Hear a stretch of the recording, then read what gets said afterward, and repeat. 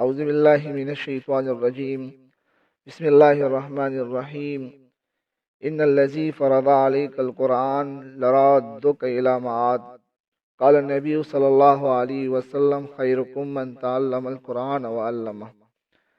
میرے عزیز سامعین، تمام مسلمان بھائیوں، میں آج اس ویڈیو میں آپ لوگوں کو ایک بہترین خوشخبری سے آگاہ کروانا چاہتا ہوں، لیکن اس سے پہلے آپ سب سے درخواست ہے کہ میری یہ ویڈیو آخر تک لازمی دیکھیں۔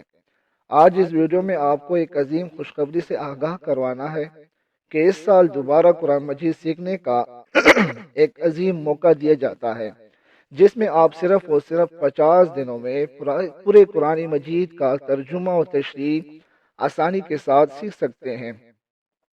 اس دور تفسیر کے حوالے سے اور معاشرے کے حوالے سے کچھ باتیں عرض کرنا چاہوں گا۔ ایک وقت تک کہ قرآن کریم کو ترجمے کے ساتھ سیکھنا نعوذ باللہ کفر سمجھا جاتا تھا، اور اس کے لیے جو مروجہ علوم ہے اس کو سیکھنا فرض قرار دیا گیا تھا، مگر اللہ کی کروڑوں رحمتیں ہوں امام الہند امام شاہ ولی اللہ رحمۃ اللہ علیہ پر، جنہوں نے اس نظریے کی مخالفت کی اور اپنی کتاب جو تحفۃ الموحدین ہے اس میں صاف لکھا کہ بچہ 8 سال کا ہو جائے تو اس کو قرآن کریم با ترجمہ سکھاؤ تاکہ وہ بلوغت تک پہنچنے سے پہلے احکام الہی سے باخبر ہو جائے۔ اس کے پھر عظیم بیٹے انہوں نے ان کا مشن عام کیا۔ پھر ہمارے دیوبندیہ کابرین میں حضرت اقدس مفتی رشید احمد گنگوی رحمۃ اللہ علیہ نے اور ان کے خاص الخاص تلامذہ نے مسلسل مسلمانوں کی سوچ اس جانب مبذول کی۔ ان شاگردوں میں جس شاگرد نے علم قرآن میں عالمگیر شہرت پائی وہ اور نہیں بلکہ ہمارے شیخ مولانا حسین علی رحمۃ اللہ علیہ تھے۔ میرے خیال میں وہ پہلے انسان تھے جنہوں نے دور تفسیر کا آغاز کیا۔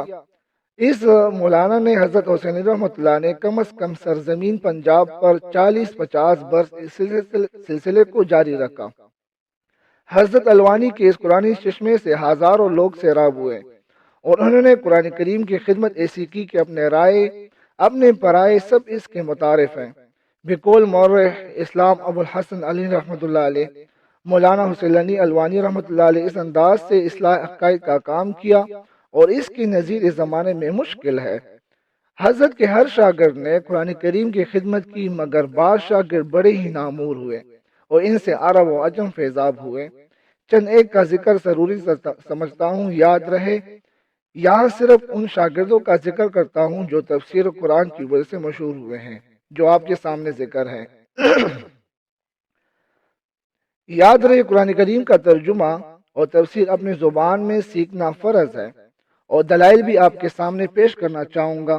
شیخ حسین علی رحمۃ اللہ علیہ کے شاگردوں میں شیخ القرآن حضرت مولانا محمد طیب طاہری پنجپیری کے پھر الگ خصوصیات ہیں۔ وہ یہ کہ اس نے ایسی قوم میں توحید و سنت کا جھنڈا گاڑا کہ اس قوم نے انہیں مسائل کی بیان کی وجہ سے سید احمد رحمۃ اللہ علیہ اور سید شاہ اسماعیل رحمۃ اللہ علیہ شہید کیے گئے تھے۔ اب شیخ القرآن کے امتیاز یہ ہے کہ انہوں نے عوام امیوں کو یعنی عام لوگوں کو قرآن سکھایا، اور اب وہ امی علماء ہزاروں لوگوں کو دروس قرآن اور دور تفسیر پڑھا کر پوری دنیا میں پھیلا رہے ہیں۔ یہ اللہ تعالیٰ کے خیبر پختونخوا والوں پر خصوصی نعمت ہے۔ قرآن کریم تہذیب عقائد کے لیے سب سے موضوع کتاب ہے۔ ہمارے جتنے بھی عقائد ہیں وہ سب قرآن کریم میں تفصیلی ذکر ہے۔ تو جس طرح عقائد کو سمجھ کر ایمان لانے سے ہی ایک بندہ مسلمان ہو جاتا ہے، اسی طرح قرآن کریم کو سمجھ کر اس پر ایمان لانے سے ہی ایک بندہ مرد مومن بن جاتا ہے، کیونکہ عقائد کا علم قرآن کے بغیر ممکن ہی نہیں۔ دوسری وجہ یہ ہے قرآن کریم کے بارے میں پوچھا جائے گا کہ تم نے قرآن کریم کے ساتھ کیا کیا تھا، جس طرح اللہ تعالیٰ کا ارشاد ہے وَإِنَّهُ لَذِكْرٌ لَكَ وَلِقَوْمِكَ وَسَوْفَ تُسْأَلُونَ۔ اللہ پوچھے گا بے شک قرآن کریم تیرے لیے اور تیری امت کے لیے پند و نصیحت ہے، اور ان قریب تم سے اس بارے میں پوچھا جائے گا۔ تمام علماء اس بات پر متفق ہیں کہ بروز قیامت واجبات و فرائض کے بارے میں پوچھا جائے گا، مستحب اعمال کے بارے میں بالکل نہیں۔ چنانچہ جب قرآن کریم کے بارے میں پوچھا جائے گا تو ثابت ہوگا کہ قرآن کریم فرض ہے۔ قرآن کریم سورۃ قصص آیت نمبر 85 میں خالق کائنات کا ارشاد ہے ان الذی فرض علیک القرآن لرادک الی معاد، یقیناً اللہ تعالیٰ وہ ذات ہے جس نے تم پر قرآن کریم فرض کیا۔ اب یہ بات اظہر من الشمس ہو گئی ہے، قرآن کریم فرض ہے۔ اللہ تعالیٰ کے احکام قرآن کریم میں موجود ہے۔ علماء اس بات کو سمجھتے ہیں کہ قرآن کریم میں اوامر و نواہی عموماً للوجوب کے ہوتے ہیں، اوامر عموماً للوجوب کے ہوتے ہیں۔ مثلا اللہ فرماتا ہے یا ایھا الرسول بلغ ما انزل الیک من ربک وان لم تفعل فما بلغت رسالتہ واللہ یعصمک من الناس ان اللہ لا یہدی القوم الکافرین۔ اے اللہ کے رسول، جو کتاب تجھ پر تیرے رب کی طرف سے اتری ہے اسے عوام تک پہنچا دے، اور اگر تو نے ایسا نہیں کیا یعنی عوام کو قرآن نہ پہنچایا تو گویا کہ تو نے اس کی پیغمبری کا حق ادا نہیں کیا، اور اللہ تجھے لوگوں کے شر سے بچائے گا، بے شک اللہ قوم منکرین قوم قرآن کو راستہ نہیں دکھاتا۔ اور یہ حقیقت ہے جو آپ کے سامنے ہمارے سامنے ہے۔ واقیم الصلاۃ، اللہ دوسری جگہ فرماتے ہیں واقیم الصلاۃ وآتوا الزکاۃ کتب علیکم الصیام وللہ علی الناس الحج البیت وغیرہ وغیرہ، یہ تمام آیات قرآن کریم میں ہے۔ تو عجیب بات یہ کہ جو عقائد احکام قرآن کریم میں موجود ہے وہ تو فرض ہے، مگر قرآن کریم فرض نہیں، عجیب منطق ہے۔ ایک شبہ کا ازالہ، ہم قرآن کریم کا صرف تلاوت والی کتاب سمجھتے ہیں کہ جی میں صبح صورت یاسین پڑھتا ہوں، شام کو صورت واقعہ، عشاء کو صورت ملک پڑھتے ہیں کہ بس کام ہو گیا ہمارا۔ قرآن کریم میں ارشاد ربانی اللہ فرماتے ہیں کتاب انزلناہ الیک مبارک لیدبروا آیاتی ولیتذکروا الالباب۔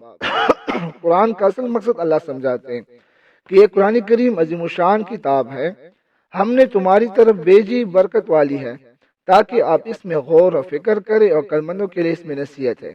عظیم مفسر امام قرطبی رحمۃ اللہ علیہ اس آیات کے تحت لکھتے ہیں فیہ دلیلۃ علی وجوب معرفت و معنی القرآن، کہ اس آیات میں دلیل ہے کہ اس بات کی کہ قرآن کریم کا معنی سیکھنا فرض ہے، کیونکہ ترجمے کے بغیر قرآن میں سوچنا ممکن ہی نہیں۔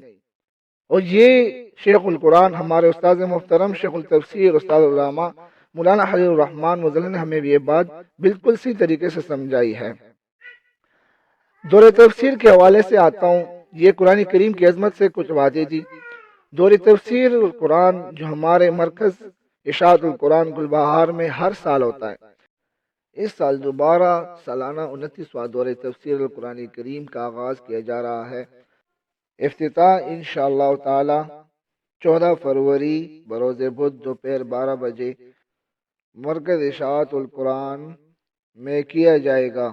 درس کے فرائض استاد العلماء شیخ القرآن والحدیث حضرت مولانا خلیل الرحمن صاحب پڑھائیں گے، تو آپ سب کو اس میں دعوت ہے، آپ سب لوگ اس میں شرکت کر سکتے ہیں بغیر کسی مشکل کے۔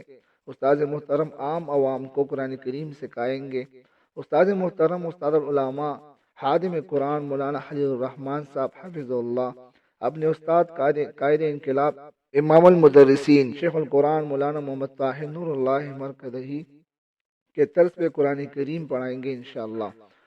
اس درس کے فرائض استاد محترم ہمارے مربی ہمارے محسن خادم قرآن 35 سال سے بلا اجرت بغیر چندوں وغیرہ کے ادا کر رہے ہیں، اور اپنے شاگردوں کو خودکاری اور خود کفالت کا سبق اپنے عمل سے دیتے ہیں۔ ان کا منشور یہ ہے کہ دین کی خدمت خالصتاً اللہ کی رضامندی حاصل کرنے کے لیے کی جائے، اور دین پر ووٹ اور نوٹ چندے مانگنا ناجائز ہے۔ اس درس کے امتیازات خصوصیات بتانا چاہتا ہوں کچھ۔ درس قرآن شیخ القرآن مولانا محمد طاہر پنجپیری کے استاذہ کے طریقے پر اور مولانا حسین علی رحمۃ اللہ علیہ کے طرز پہ رد شرک بدعات اور اثبات توحید اور سنت کیا جاتا ہے، اور امام انقلاب عبید اللہ سندھی رحمۃ اللہ علیہ کے طرز پر جہاد فی سبیل اللہ اور ملک کی اصلاح کا بہتر طریقہ بیان کیا جائے گا۔ درس قرآن کریم کی ابتدا میں چند آداب بیان کیے جاتے ہیں جن پر عمل کر کے ایک طالب علم کے لیے قرآن سمجھنا آسان ہو جاتا ہے۔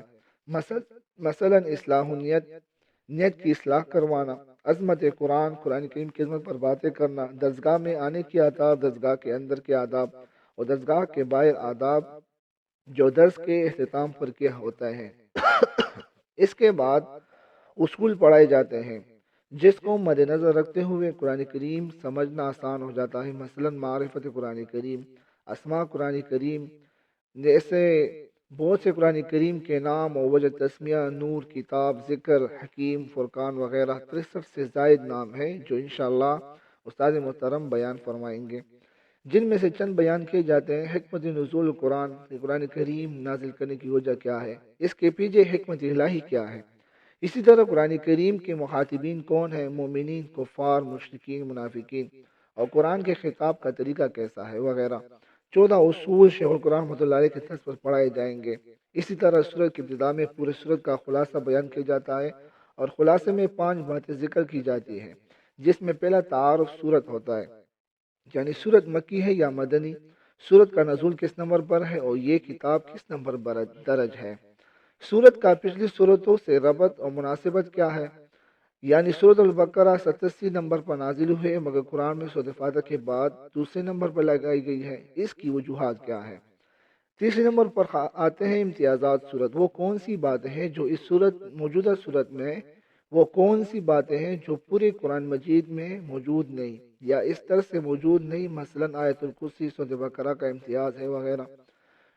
چوتھا نمبر پر آتا ہے صورت کا مقصد یا دعوت صورت، یعنی وہ کون سا ایسا مسئلہ ہے جس کے بیان کے لیے یا اس کی اس بات کے لیے یا اس کی نفی کے واسطے پوری صورت چلائی گئی ہے۔ اور پانچویں بات تقسیم صورت الی مضامین، صورت کے حصے معلوم کرنا اس کے مضمون کے اعتبار سے، اس کے ساتھ صورت واضح ہو جاتی ہے۔ اس جیسا آسان درس کہیں نہیں ملے گا آپ سب کو۔ تو آپ سب مسلمانوں کو میری طرف سے تمام مسلمانوں کو دعوت ہے کہ اس دور تفسیر میں شرکت کر کے قرآن کریم کو آسانی کے ساتھ سیکھ لے، اور وہ بھی بہت کم ہی وقت میں، انشاءاللہ بھرپور فائدہ ہوگا۔ اور جو مسلمان بھائی بہنیں جو پاکستان سے باہر ہے وہ بھی انشاءاللہ ہمارے درس یوٹیوب اور face book per on line سن سکتے ہیں۔ امید رکھتا ہوں آپ لوگ ضرور شرکت کریں گے دور تفسیر میں۔ جزاک اللہ، وآخر دعوانا الحمدللہ رب العالمین، وما علینا الا البلاغ۔